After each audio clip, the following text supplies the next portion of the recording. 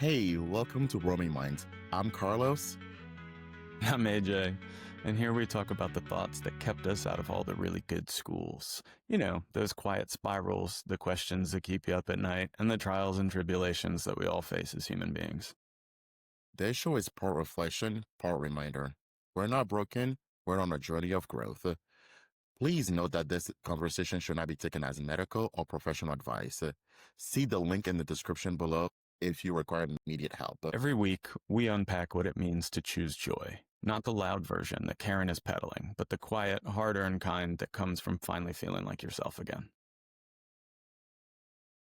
Let's keep this conversation going. Join us on Discord or connect to a peer through Kindred. Let's get into it.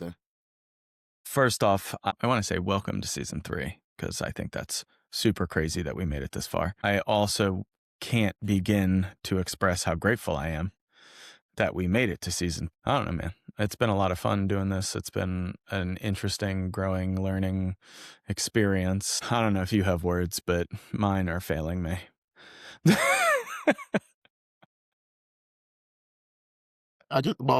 main thing is thank you for listening. Thank you for continue supporting us on this journey. We love doing this, so we're gonna keep on trekking, and hopefully you guys come along.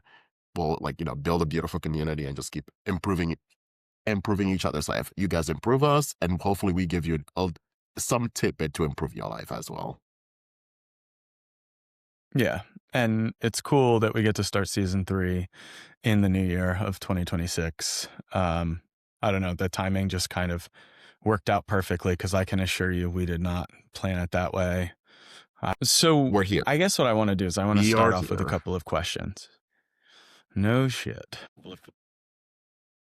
But I want to start off with these questions because I did find them really, really interesting. These ideas of have you ever felt like you're doing everything right, but still don't feel like everything is right? Have you ever wondered why advice that should help doesn't?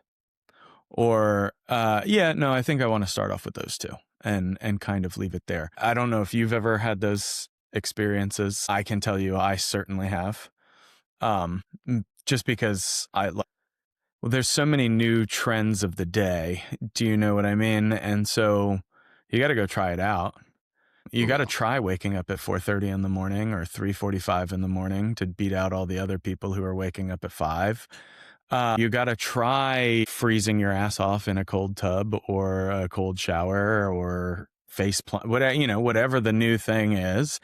And, even though you're doing the right thing, right? You don't necessarily feel great, right? And again, coming back to that advice that should help, but that doesn't. I'm taking cold showers every day. I'm doing a cold plunge regularly. Like, my stress and cortisol levels should be almost non-existent, but somehow I'm stressed beyond all belief, and it doesn't. I'm not telling you it doesn't help, but it's not making that much of an impact to where I'm going to wake up early to make sure that I do it every single day. And I'm not, again, that's not knocking cold shower. I'm not saying anything doesn't work. There have been times where they've done a lot. There have been times when they've done nothing. And so what does it mean really when we're doing these things, when we're taking these actions, yet we're still feeling less than, maybe just shitty overall? The feeling ranges from person to person. I can only tell you a couple of mine. Yeah, I'd be interested to hear what. Yeah, I was gonna say I've never felt like. I think this might be a personal thing. I've never felt like I'm quote unquote doing the right thing, because to me, there's not a right thing. For with the example of waking up at 4, to me, that don't feel right. So I was never gonna participate in that. So I think so. It is obviously it is a person to person, but I've never felt like I'm quote unquote doing the right thing. In my opinion, I'm always trying something and seeing if it works, and if it works, then I'll continue. An example that I've recently done is school. I've been doing a lot of handwritten notes, and I feel like that's helpful.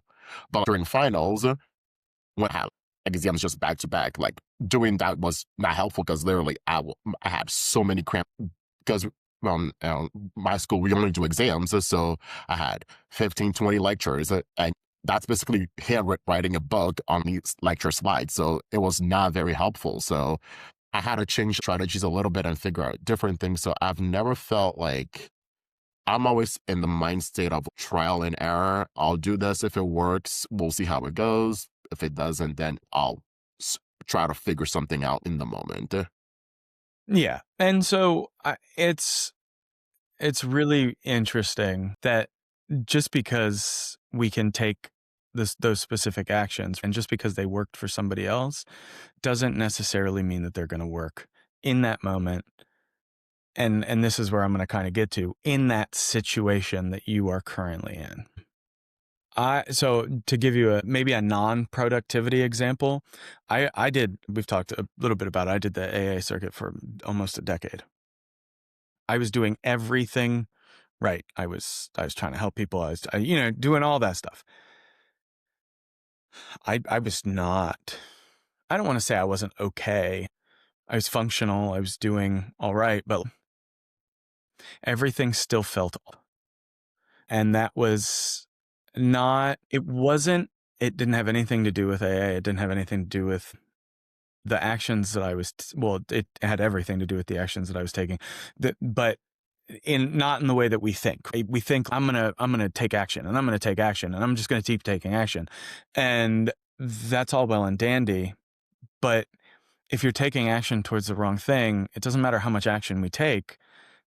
It doesn't equate to peace, happiness, whatever it is that you're searching for if it's not right for you. And so that's what I kind of go for it. Well, I was gonna ask, did you like? Was this like? Did you feel like this throughout the whole thing, your process, or was this like, at the beginning, and then you had some changement, then you kind of reverted back to that feeling, or like was it just like throughout the whole time you just felt, nah? hmm I knew it. I knew it before I even stepped in there. I remember. So I went to rehab at 19, so almost 2 decades ago. And I remember telling like the therapists and shit in there, like, I don't need this AA thing. This is not for me. Now I understand it as OCD and the obsessive compulsive disorder that comes along with overactive thinking and the obsessive habits. I Yeah. and addressing it like that makes sense to me, and not just makes sense, but genuinely works. I don't get that same feeling of, oh well, I just feel weird, because that's not the case. But throughout that whole time period, I always thought some of the stories that I heard people doing were, yeah, I didn't do any of that. I didn't do anything, not even close. I did dumb shit, sure, but not like, Like some of the degrees you were sitting there, you're like, okay, right, dude. People talking about throwing up in trash cans at the club so that they could go drink more. And you're like, yeah, that's not going to be me ever. Not even, I do not have that level of, yes, I must do more. It's not, it was never like that. It was different. And so going down that wrong path, without obviously explaining too much like we just did, going down that wrong path left me tired, overwhelmed, lack of motivated. There was nothing wrong in life, dude. I had everything that you could possibly want, need. I struggled to find jobs at points in time, but I, I was never homeless. I never didn't eat. So things were okay, but it didn't matter how much motivation I had. I could not be okay. And again, please understand, it was not because those actions were wrong. They just didn't fit me and what I needed. They worked at the time until I understood myself enough to take contrary action, but it didn't it didn't really work. And so what this kind well, of also leads to, I just want to make sure that we're not saying that AA doesn't work. no, AA not is at a all. Yeah, proven yeah, tech right. works, and Yeah. like if you are with a counselor or you are thinking about doing that, absolutely go because I think the what you just made a point. It helped you, and overall, it helped you. It may not be Big time. what the answer that helped you were looking for, and when you go back and you're reflecting on it, you're like, okay, it helped me at the beginning, and then it helped you where you need, and it give you something in the moment so while you can figure it out. So it was a stepping stone. So you have Right. something, and then you're like, okay, I'm seeing this. I kind of understand what's going on, but it's not helping me to the point I need. And then you use that as a jumping point off to do something else. So at least it's a starting point. So I think that we just want to make that decision that you use it as a starting point.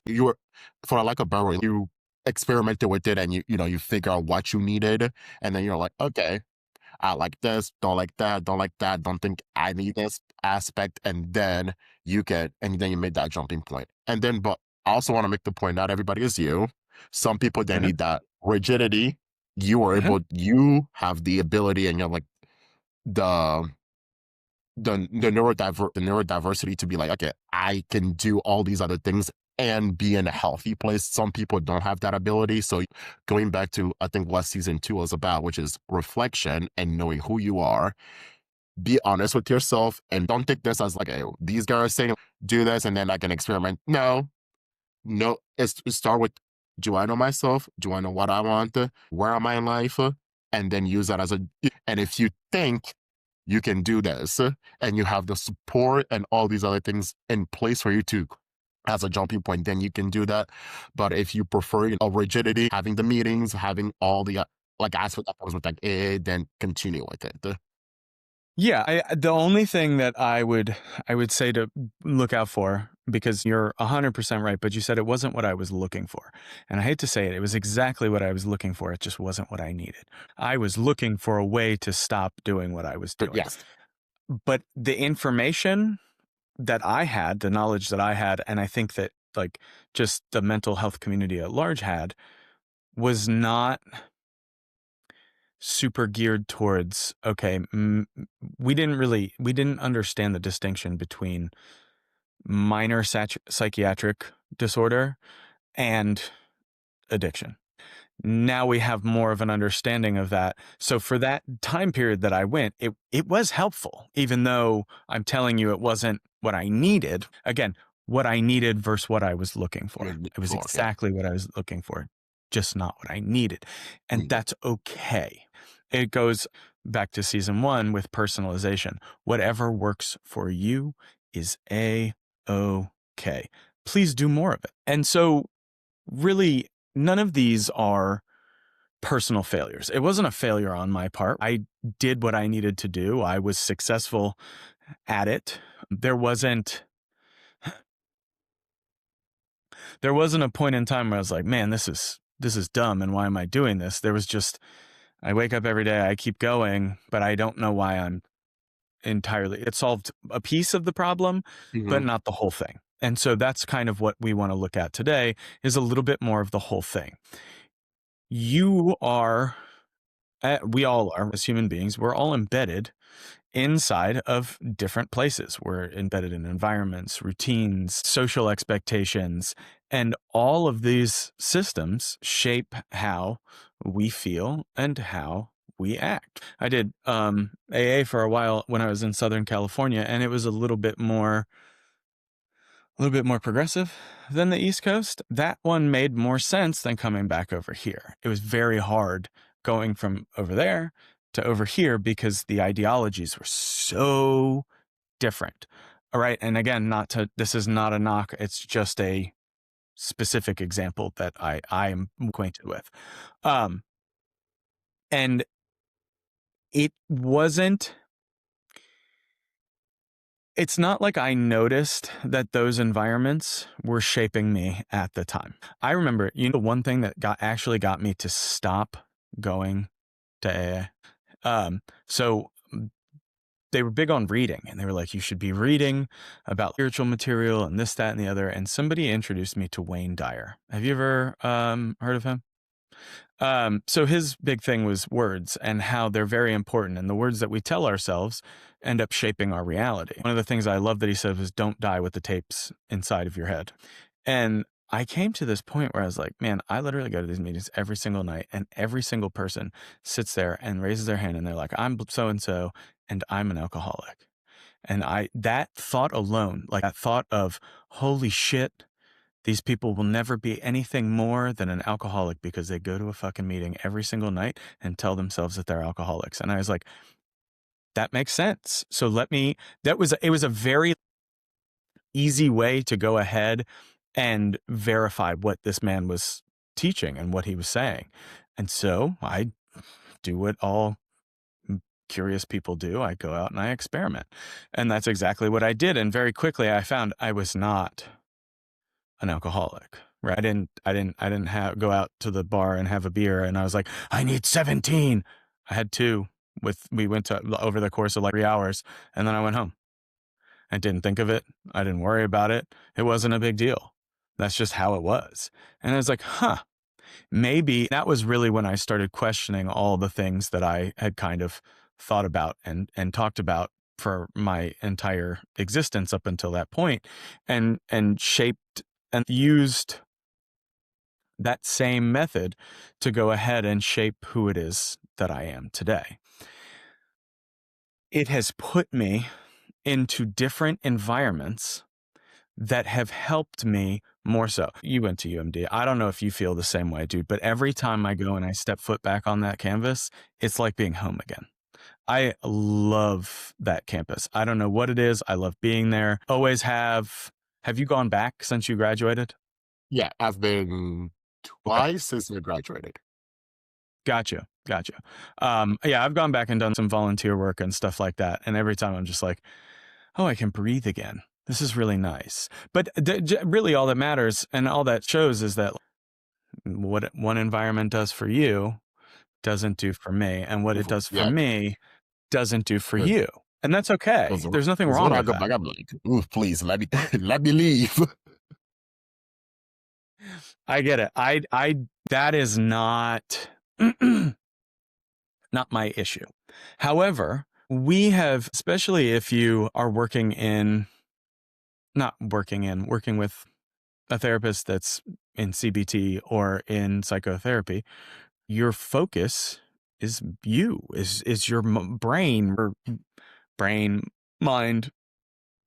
Yeah, they're separate, but we don't need to get into the semantics of that. You're not focused on everything else. The most that they will focus on is environmental triggers. So, which trigger is it that is causing you to do this? And then how can we change your thinking to go ahead and make that, right, happen? And so what it does is it gets us just to be like, well, there's something wrong with me. There's something wrong with us. And not necessarily. It very well could be the the environment with which you have placed yourself in, the people with which who you surround yourself with. But And I not to say abandon all hope, abandon all of your friends and go find something else. That's not what I'm getting at here. But if your friends, if you don't feel like the people who you hang out with are bringing out the best in you all the time, go find some new people. And I'm not telling you that's easy. I'm acknowledging that's incredibly difficult. But if you pick up hobbies, typically you tend to go find those people. My hobbies, the hobbies that I've picked up, that's how I find most of the people who I've become friends with today.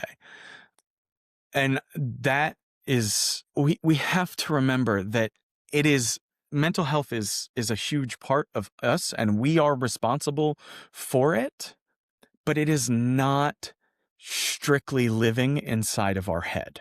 It doesn't. It lives inside of our bodies, how we feel. It lives inside absolutely everything. I'm telling you, if I leave a bill on the table because I have to pay it in a week or two, every time I come home, I look at that bill and I'm like, fuck, I can't pay it right now. I got to pay it in 2 weeks. This is a pain. That is driving me crazy, but that's not just A methane is very easy to get rid of. I just go pick it up and I throw it away and then it's gone. Do you see what I'm saying? Yeah. That's a minor example and one that is more triggering that could be handled by CBT. But literally each and every single thing around us is shaping our mental landscape. And so if we don't like something, we have to change it. Yeah. Especially if we've been going down those roads of, okay, well, I've changed a lot of my thinking, my habitual ways of thinking. I've been working around that. If that's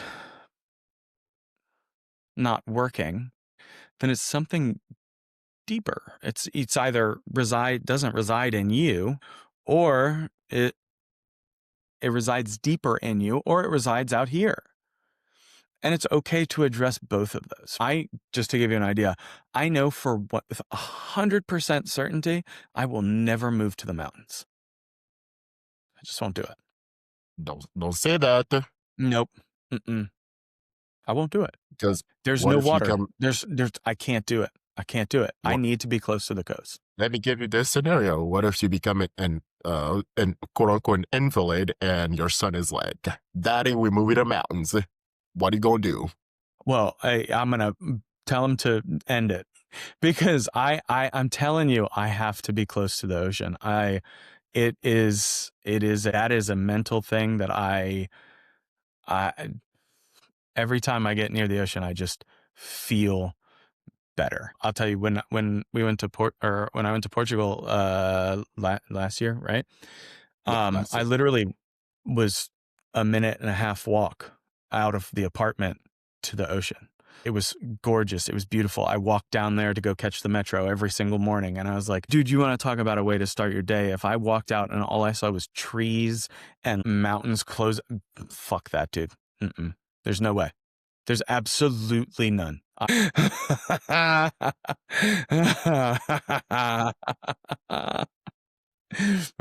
But I really just understanding that no matter what, our mental well-being is a combination of what exists inside brain and body and what exists outside. Okay. Right. I can tell you, I've been thinking a lot about it, not because I'm anywhere near buying a house, but when I do, I have every little detail planned out because I know that that is what is going to bring me peace and make everything okay. And so this leads us into some not so great territory because I'm sure that people are probably thinking at this point, well, if it's in my environment, how the fuck am I going to know and how am I going to change it? You are right. You do not have, especially before 18, you have no control over your environment. Really. No Mm.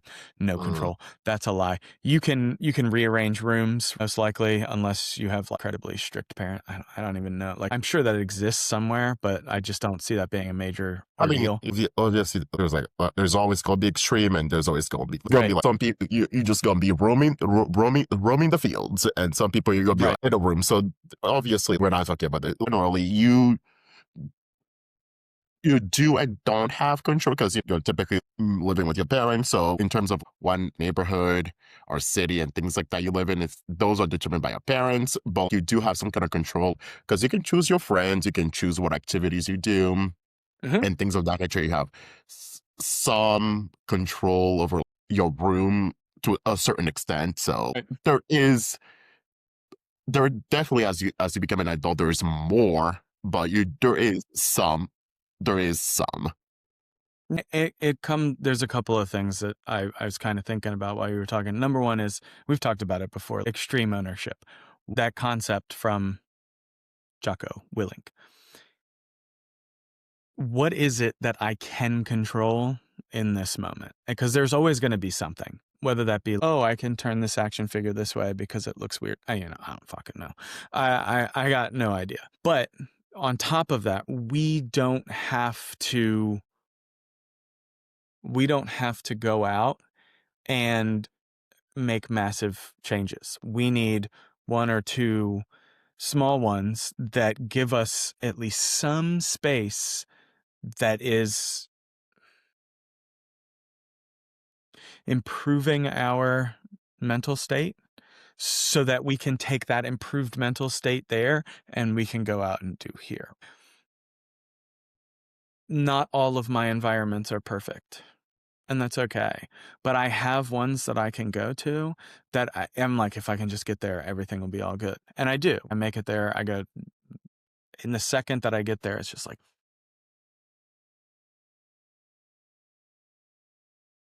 mm, we always have control. And I want to make sure that we don't blame other people, other things, because that means that like we're in control of these things. The way that I think about it is, again, I'm going to come back to the art versus engineering example. Art, you have creativity and an open space, and you have control over absolutely everything, and you can do whatever it is that you want. Hmm. Our problem that we are currently facing is the exact opposite. We have no control, and everything around us is outside of our whatever. Engineering, you work within constraints in order to solve problems. And this is what we are talking about when I talk about agency for your environment. Working within those constraints to be able to go ahead and figure out how it is that you can make it a better environment for you. It doesn't have to be major. You don't need a whole major redesign. It can be this big. An example, we have wooden posts in our living room, like these big, heavy, they're like 8x8 posts that are holding up the second level. And they were big, heavy, rough brown wood for a really, really long time. And all we did was we whitewashed them. So I didn't fully paint them. There's some wood that shines through, but it's mostly white. And just doing that shifted the space from feeling really, really heavy to being entirely open. And you're like, oh, this is so much better.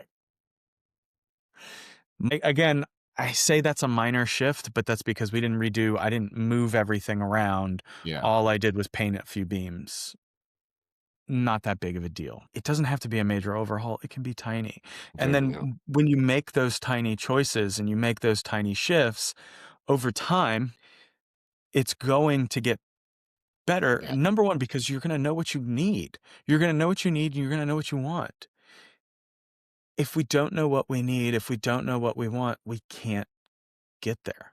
I I spent so much time in AA just because I thought that was the solution.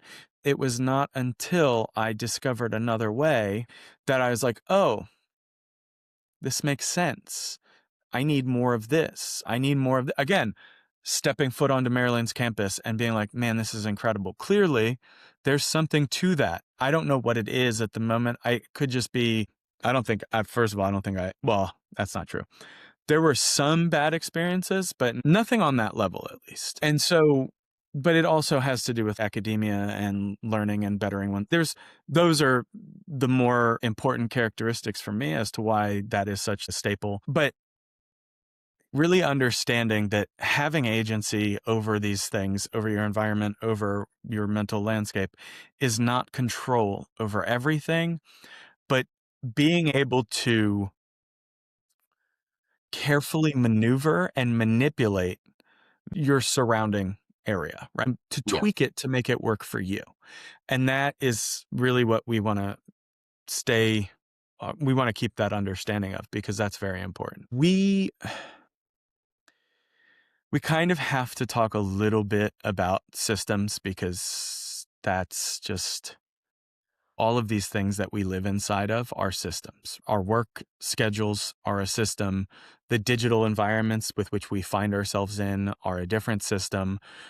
When we go out for social expectations, we are in a different system, and it's different IRL versus digital. Those systems operate differently. All of these systems come and have a nice interplay, and they either will quietly, without us really knowing, reward or punish us. And I hate punish because that makes it seem like there's some consequence that you did something wrong for. Yeah. It's not that you did anything wrong. It's not In no way, shape, or form do I think that you did anything wrong, and that's why you don't like UMD or don't have that same whatever. I had a different system that I was inside of, and that experience led to different rewards, different consequences. And so understanding that these systems operate on our mental well-being silently without us knowing. And so then it becomes again on us to understand the systems with which we are in, the habits that we put in place. How do I modify my habits even just this much so that I can introduce this much more peace into my life? Because this much more peace is going to change my life drastically when I have absolutely none. And I'm not, that's just a arbitrary example. You are going to have to reflect. You're going to have to, well, you don't have, there may come a time where you have to work with another person, and that's okay. There's nothing wrong with that. But you are really talking about analyzing and looking at those systems. And again, doesn't have to be a long period of time. It can be a few minutes. It can be a couple minutes a night to be like, hey, what systems are working? What habits do I have in place that are working?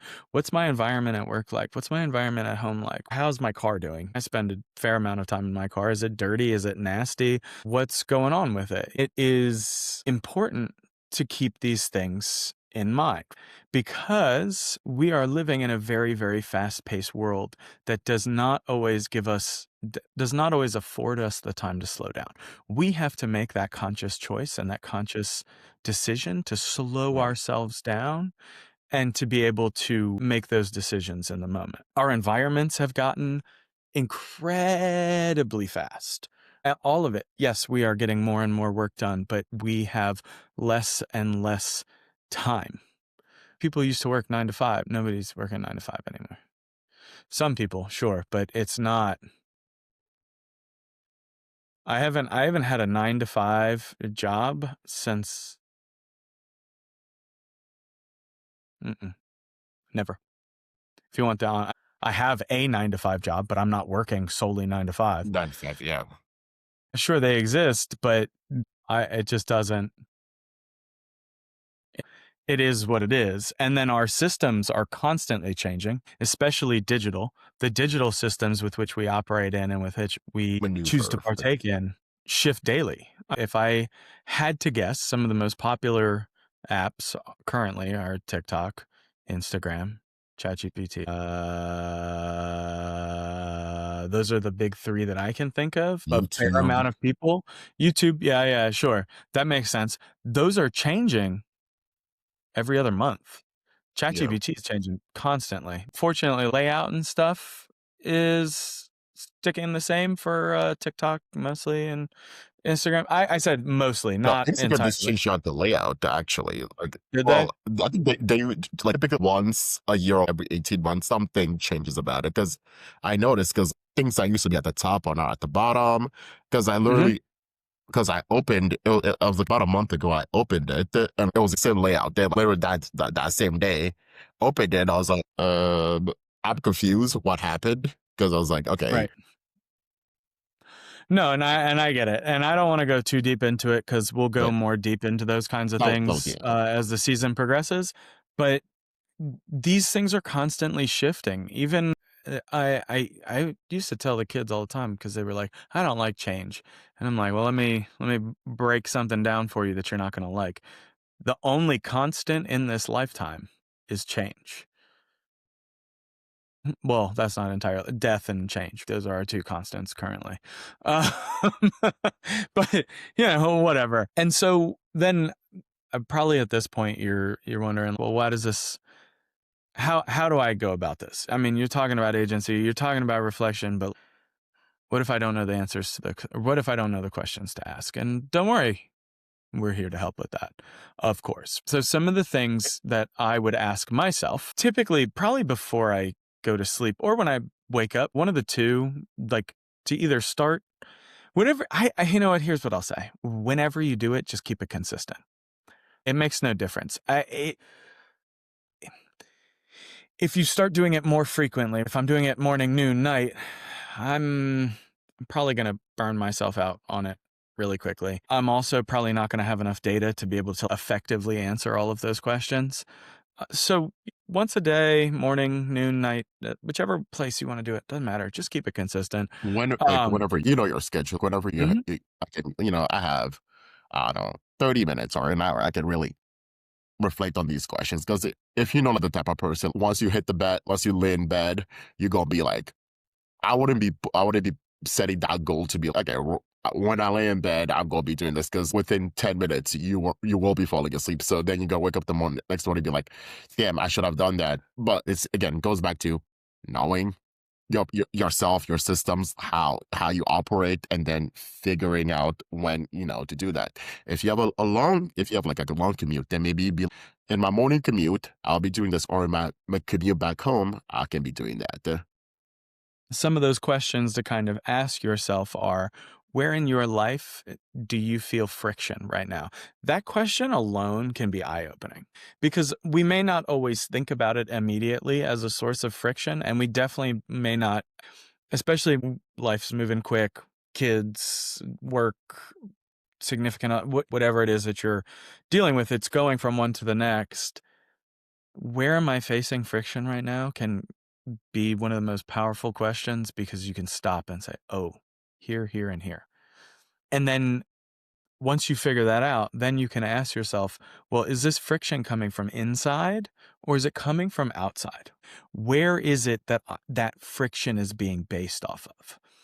If it's inside, that's cool. That's a relatively simple change because I feel like we've got I say simple. It's a more well-known change. There's plenty of shit, dude. There's self-help books galore. There's therapists. All these things we go and hop on and make that work. With the outside and the conditions that we're in, that takes a little bit more trial and error because it's not a well-known area. And it is also not applicable the same to everybody. There are certain things that are could be potentially universal, but we don't even need to get into that because it's not that big of a deal. But if it's something coming from outside of you, then you're going to have to do some trial and error to kind of figure that out. And then what's one environment that you spend a lot of time in that you feel like is shaping you in any way, shape, or form? It can be positively, it can be negatively. If for me, kung fu is super important. I get exposed to entirely different cultures. I am not English is not the dominant language that is spoken there, so I have to learn enough to be able to understand what people are saying at the very least. But it's also, there's a lot of movement. It's very positive. It's very encouraging. I can assure you, I didn't grow up in that kind of environment. That's not a knock. It's just It's just that's what I mean is like, it's just a matter of fact. That's just right. the And case. so, yeah, exactly. It's just a matter of understanding. And you don't have to do anything really for it yet if you don't want to, but just pay attention. Just sit there and look. And if it makes sense, it makes sense. And if it doesn't make sense, it doesn't make sense. And that's totally okay. And so some of the things that I want to touch on before we kind of close out a little bit is this idea of agency, not meaning that you have to try harder, but just doing things differently. Doing things differently from what you have been doing, because chances are, if you're anything like me, we are acting out of habit. And so what does it look like when we can stop acting out of habit and are aware and conscious of the choices that we are making? That's one. What if, and I don't even know if it's a what if at this point, but those small changes are going to, in any system, are going to change how you feel and how you decide. A month and a half ago or whatever, I started meditating constantly. That's been a major shift. I thought I was going to die this December. Dude, I've been so sick and shit's been so crazy. I made it through December with so much grace and so much dignity in spite of everything that was going on, and strictly because of that one small change. I didn't give up a whole lot of time because I find ways to integrate it into my routines already. But that one shift, life changing. And then understanding that this is not about creating a perfect system. This is about living peacefully, happily, insert your word here, inside of imperfect systems, because this is life. It is always going to be imperfect. Things are there. It's just how it goes. Life, We experience life is entropy, life is right? chaotic. Life is Yeah, literally it's full of disorder. Like nobody can control anything or anyone. You think you can have the ability of control over anyone. You have the illusion of control. Well, maybe some of these billionaires, maybe they can control people, but that's a different right. story. Our focus for the next, I think we're going to do 15 episodes. So the next 14 is really going to be understanding the systems that you live inside, and then learning how to move within them with a little bit more clarity, a little bit more grace, a little bit more energy and agency. And that's really where we're heading these days. Just kind of close it out. Yeah, please Okay, do. perfect. We just Please want to do. like you are like you are not broken. You're not. There's nothing wrong with you for feeling any type of way. You are just what's it called, embedded in certain systems that you have to understand that what's it called, needs to change. You just need to start. I don't want to say start. You just have to s- um begin. No, damn, that's that's not okay. Make a decision, maybe? There we go. Make a decision. I think that's better. Make a decision to start reflecting. You don't have to do anything. You just have to like. It's like same thing with you. You you begin making the decision. You look at your decisions, then you start making those choices, and then you can begin or start putting those decision and choices into action. Yeah. Willingness goes a long way. Look, that's the thing. And those questions that we post throughout those three, those, I think it was three, maybe I miscounted, maybe it was four questions that you Yeah, asked. through. They'll be posted down and start with those. And if you guys come up with any other questions that you think it's just the two of us, we could overlook million of other questions and million of possibility that you can show us that can even enlighten us and we can start implementing in our own life. Make sure you share that and hopefully, we'll have a great third season, and we can't wait to hear from you guys next week. Well, thanks for listening, everybody. Carlos and I greatly appreciate it. Comment something that resonated with you today. We are here for support, feedback, or anything else that you want to share. Join us on the Kindred app, a perfect space to keep unpacking what came up during the episode. Get live, peer-to-peer support from people with shared experiences. Kindred is built for those moments that no one else sees. Take this one step deeper by reviewing today's reflection prompt in the show notes. Please don't forget to subscribe, like this video, and tune in next week for a new episode. Until next time, choose joy.